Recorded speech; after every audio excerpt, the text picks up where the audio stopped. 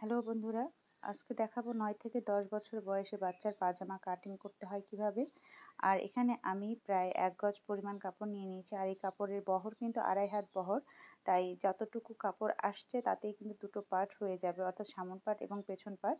আমি ১ গজ পরিমাণ কাপড়কে দুটো ভাঁজ দিয়ে ৪টি পার্ট করে নিয়েছি। এর এক সাইডে আমি দাগ দিয়ে নিলাম, আর এখান থেকে আমি হায়ের অংশে প্রায় ১১ ইঞ্চি দিয়ে দিচ্ছি। প্রথমেই আমি রাবার ঘরের জন্য ২ ইঞ্চি পরিমাণ কাপড় রেখে এই ২ ইঞ্চি পয়েন্ট থেকে আমি এর পুরো লম্বার মাপটা বের করে নিচ্ছি। আমি এই প্যান্টের লম্বার মাপ ৩২ ইঞ্চির মতো রাখছি। আপনারা আপনাদের প্রয়োজন অনুযায়ী লম্বা রাখতে পারেন। এবার দাগ দিয়ে নেওয়া জায়গাটাতে আমি সুন্দর করে স্কেল দিয়ে পুরো দাগ টেনে দিচ্ছি।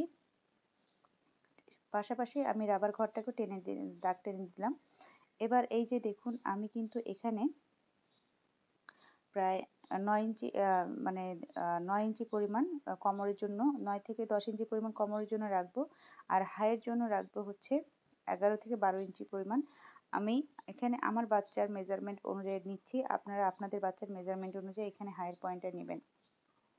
অনেক বাচ্চা দেখা যায় হেলদি থাকে বা লম্বা থাকে, সেই তুলনায় কিন্তু হাইয়ের পরিমাণটা কম বেশি হয়।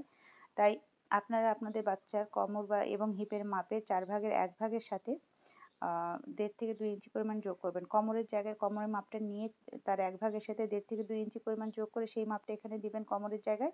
আর হাইয়ের এবং হিপের লাইনে আপনারা হিপ পয়েন্টের মাপটাকে ৪ ভাগ করে তার সাথে আ এক পয় তার ১ ভাগের সাথে ১.৫ থেকে ২ ইঞ্চি পরিমাণ যোগ করে দিবেন। এবার মুহুরিতে আমি ৭ ইঞ্চি পরিমাণ কাপড় রাখছি, রেখে মুহুরি এবং হাইয়ের অংশটাকে জোড়া লাগিয়ে দিচ্ছি স্কেলের মাধ্যমে। আচ্ছা, এবার এই যে দাগগুলো দিয়ে নিলাম। এবার এই দাগ বরাবর কিন্তু আমি প্রয়োজনীয় মার্জিনের কাপড় রেখে আমি এই কাপড়টাকে কাট করে নেব। আপনি যদি আজকে আমার এই ভিডিওটা ফেসবুক থেকে দেখে থাকেন, অবশ্যই কিন্তু আমার ফেসবুক পেজটাকে ফলো দিয়ে রাখবেন। আর নতুন নতুন ভিডিও পাওয়ার জন্য অবশ্যই আমার পেজটাকে ফলো দিয়ে ফেভারিট করে রাখবেন। এতে করে আমার আপলোড করা প্রত্যেকটি ভিডিও নোটিফিকেশন আপনি পেয়ে যাবেন।